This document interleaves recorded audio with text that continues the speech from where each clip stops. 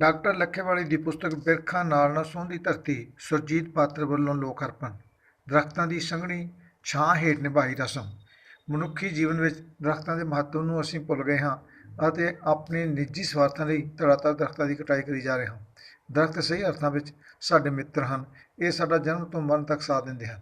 ਇਹ ਸਾਨੂੰ ਮੁਫ਼ਤ ਵਿੱਚ ਆਕਸੀਜਨ ਦਿੰਦੇ ਹਨ, ਜੋ ਸਾਡੀ ਜੀਵਨ ਧਾਰਾ ਦੀ ਮੁੱਖ ਲੋੜ ਹੈ। ਦਰੱਖਤਾਂ ਦੇ ਮਹੱਤਵ ਨੂੰ ਦਰਸਾਉਂਦੀ ਡਾਕਟਰ ਬਲਵਿੰਦਰ ਸਿੰਘ ਦੀ ਪੁਸਤਕ ਦਰੱਖਤਾਂ ਬਾਝ ਨਾ ਸੋਂਹਦੀ ਧਰਤੀ ਦਾ ਲੋਕ ਅਰਪਣ ਪਦਮ ਸ਼੍ਰੀ ਡਾਕਟਰ ਸੁਰਜੀਤ ਪਾਤਰ ਨੇ ਜ਼ਿਲ੍ਹਾ ਮੋਗਾ ਦੇ ਪਿੰਡ ਖੋਸਾ ਧੀਰ ਵਿਖੇ ਦਰੱਖਤਾਂ ਦੀ ਸੰਘਣੀ ਛਾਂ ਹੇਠ ਆਯੋਜਿਤ ਸਾਦੇ ਪਰ ਪ੍ਰਭਾਵਸ਼ਾਲੀ ਸਮਾਗਮ ਦੌਰਾਨ ਕੀਤਾ। ਇਸ ਮੌਕੇ ਖੇਤੀਬਾੜੀ ਮਾਹਰਾਂ ਤੋਂ ਇਲਾਵਾ ਸੰਤ ਗੁਰਮੀਤ ਸਿੰਘ ਵਿਸ਼ੇਸ਼ ਤੌਰ 'ਤੇ ਹਾਜ਼ਰ ਹੋਏ।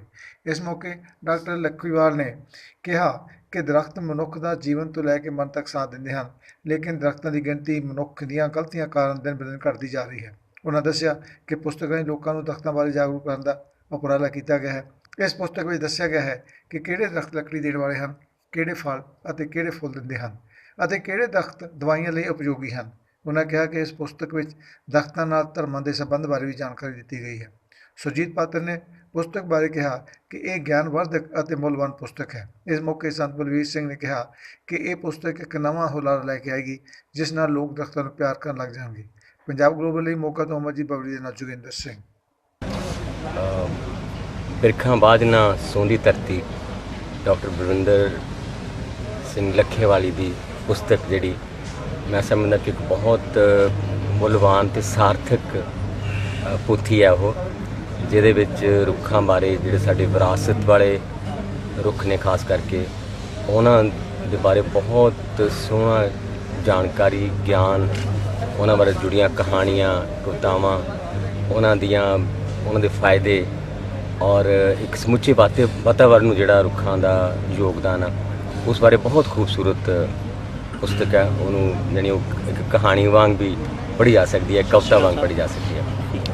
ਤੋ ਅੱਜ ਉਹਦਾ ਰਿਲੀਜ਼ ਸਮਾਰੋਹ ਇੱਥੇ ਇਹਨਾਂ ਬਿਰਖਾਂ ਦੇ ਥੱਲੇ ਸਾਡੀ ਇੱਛਾ ਸੀ ਵੀ ਉਹ ਬਿਰਖਾਂ ਬਾਝ ਨਾ ਸੋਂਹਦੀ ਧਰਤੀ ਦਾ ਰਿਲੀਜ਼ ਸਮਾਰੋਹ ਵੀ ਅਸੀਂ ਰੁੱਖਾਂ ਬਿਰਖਾਂ ਦੇ ਹੇਠਾਂ ਹੀ ਕਰੀਏ।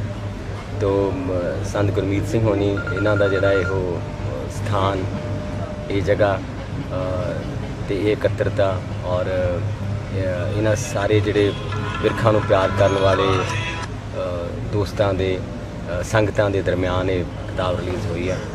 ਤਾਂ ਮੈਂ ਸਮਝਦਾ ਕਿ ਇੱਕ ਬਹੁਤ ਅਹਿਮ ਪੁਸਤਕ ਹੈ, ਜਿਹੜੀ ਮੈਂ ਸਮਝਦਾ ਕਿ ਹਰ ਘਰ ਦਾ ਹੀ ਸ਼ਿੰਗਾਰ ਹੋਣੀ ਚਾਹੀਦੀ ਹੈ, ਕਿਉਂਕਿ ਜਿੰਨੀ ਅਸੀਂ ਦੁਨੀਆ ਨੂੰ ਅੱਗੇ ਪ੍ਰਗਤੀ ਦੇਖਦੇ ਹਾਂ ਉਹਨਾਂ ਸਾਡਾ ਵਾਤਾਵਰਨ ਗੰਧਲਾ ਹੁੰਦਾ ਜਾ ਰਿਹਾ ਔਰ ਬਿਰਖ ਇੱਕ ਬਹੁਤ ਵੱਡਾ ਸਾਧਨ ਆ ਉਸ ਵਾਤਾਵਰਨ ਨੂੰ ਸਾਫ਼ ਰੱਖਣ ਦਾ, ਸਵੱਛ ਰੱਖਣ ਦਾ। ਤਾਂ ਮੈਂ ਇਸ ਮੌਕੇ 'ਤੇ ਬਲਵਿੰਦਰ ਹੋਣਾ ਨੂੰ ਬਹੁਤ ਮੁਬਾਰਕਬਾਦ ਦਿੰਦਾ।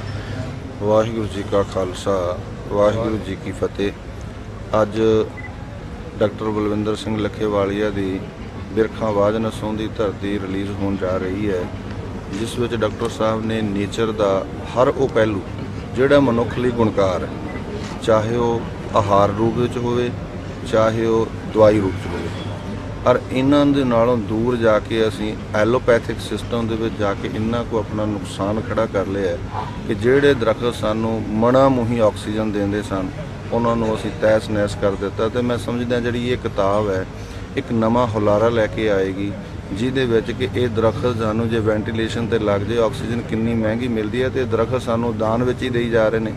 ਤਾਂ ਇਹਦੇ ਨਾਲ ਮੈਂ ਸਮਝਣਾ ਹੈਗਾ ਵੀ ਜਿੱਥੇ ਡਾਕਟਰ ਬਲਵਿੰਦਰ ਸਿੰਘ ਜੀ ਲੱਖੇਵਾਲੀਆ ਵਧਾਈ ਦੇ ਪਾਤਰ ਨੇ, ਕਿਉਂਕਿ ਉਹ ਆਪਣੇ ਵੱਡਿਆਂ ਦਾ ਬੜਾ ਸਤਿਕਾਰ ਕਰਦੇ ਨੇ, ਔਰ ਮੈਂ ਸਮਝਦਾ ਵੀ ਸਾਨੂੰ ਆਪਣੇ ਵੱਡਿਆਂ ਕੋਲੋਂ ਮਿਲੀ ਹੋਈ ਸਿੱਖਿਆ ਭਾਵੇਂ ਲਾਇਬ੍ਰੇਰੀ 'ਚੋਂ ਮਿਲੇ, ਕਿਤੋਂ ਵੀ ਮਿਲੇ, ਉਹਨੂੰ ਗ੍ਰਹਿਣ ਕਰਕੇ ਸਮਾਜ ਸੇਵਾ 'ਚ ਅਰਪਣ ਕਰਦੇ ਰਹਿਣਾ ਚਾਹੀਦਾ ਹੈ। ਕਿਤਾਬ ਜੀ ਜਿੱਦਾਂ ਗੁਰੂ ਸਾਹਿਬ ਨੇ ਵੀ ਕਿਹਾ ਸੀ, ਬਿਰਖਾਂ ਹੇਠ ਸਭੇ ਜੰਤ ਇਕੱਠੇ। ਸਾਡਾ ਜਿਹੜਾ ਜੀਵਨ ਬਚਪਨ ਦੇ ਗਢੀਰੇ ਤੋਂ ਲੈ ਕੇ ਸਿਰਾਂ ਤੱਕ ਦੀ ਜਿਹੜੀ ਲੱਕੜ ਹੈ ਉਹ ਸਾਨੂੰ ਰੁੱਖ ਹੀ ਤਾਂ ਦਿੰਦੇ ਆ, ਪਰ ਰੁੱਖਾਂ ਦੀ ਗਿਣਤੀ ਦਿਨ ਦਿਨ ਘਟਦੀ ਜਾ ਰਹੀ ਹੈ।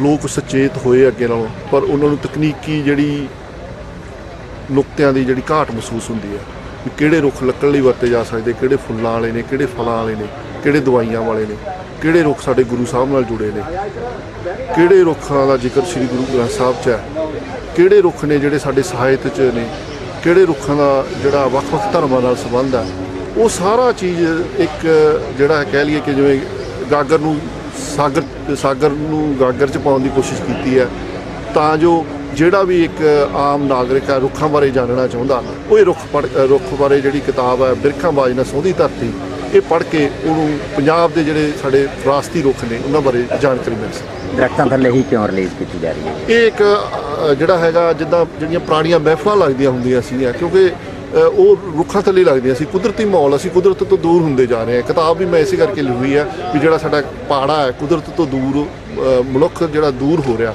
ਉਹਦੀ ਨੇੜਤਾ ਵਧੇ। ਇਸ ਇਹੋ ਜਿਹੇ ਕਿੰਨੇ ਦਰਖਤ ਹੈਗੇ ਨੇ ਜਿਨ੍ਹਾਂ ਦੇ ਵਿੱਚ ਮਤਲਬ ਵੀ ਦਵਾਈਆਂ ਪੈਦਾ ਉਹ ਤਕਰੀਬਨ ਜੀ ਜਿਹੜੇ ਸਾਡੇ ਵਿਰਾਸਤੀ ਰੁੱਖ 40-50 ਨੇ, ਉਹ ਸਾਰੇ ਹੀ ਜ਼ਿਆਦਾਤਰ ਦਵਾਈਆਂ ਦੇ ਵਿੱਚ ਉਹਨਾਂ ਦਾ ਉਪਯੋਗ ਹੁੰਦਾ। ਤੇ ਜੇ ਗੱਲ ਕਰੀਏ ਆਪਾਂ ਫੁੱਲਾਂ ਦੀ, ਜੀ ਫੁੱਲਾਂ ਨੂੰ ਜਿਹੜਾ ਜਲਦੀ ਤੋੜੇ ਲਿਆ ਜਾਂਦਾ ਹੈਗਾ, ਪੂਰੀ ਖਿਲਦੇ ਵੀ ਨਹੀਂਗੇ, ਉਹਨਾਂ ਨੂੰ ਕੋਈ ਰੋਕਣਾ ਤੇ ਕੁਛ ਨਹੀਂ ਕੀਤਾ ਜੀ। ਇਹ ਉਹਦੇ 'ਚ ਇੱਦਾਂ ਇਹ ਜਾਗਰੂਕਤਾ ਹੀ ਆ ਕਿ ਅਸਲ 'ਚ ਜਿਹੜੀ ਚੀਜ਼ ਕੁਦਰਤ ਨੇ ਜਿਹੜੇ ਕੰਮ ਲਈ ਬਣਾਈ ਆ ਉਹ ਉਦੋਂ ਹੀ ਤੇ ਉਹਦੀ ਉਵੇਂ ਹੀ ਵਰਤੋਂ ਕਰਨੀ ਚਾਹੀਦੀ ਆ। ਇੱਦਾਂ ਨਹੀਂ ਕਿ ਚੀਜ਼ ਕਿਸੇ ਦੀ ਲੋੜ ਸਾਨੂੰ ਅੱਜ ਉਹਨੂੰ ਪਹਿਲੀ ਸਟੇਜ 'ਤੇ ਤੋੜਨਾ ਚਾਹੀਦਾ। ਜਦੋਂ ਫਲ ਜਿਵੇਂ ਮੈਚਿਓਰ ਹੁੰਦੇ ਆ, ਜਦੋਂ ਫਲ ਪੱਕਦੇ ਆਪਾਂ ਉਦੋਂ ਤੋੜਦੇ ਆ, ਫੁੱਲ ਵੀ ਜਦੋਂ ਉਸ ਸਟੇਜ 'ਤੇ ਆ ਜਾਣ ਤਾਂ ਸਾਨੂੰ ਉਦੋਂ ਹੀ ਤੋੜਨੇ ਚਾਹੀਦੇ।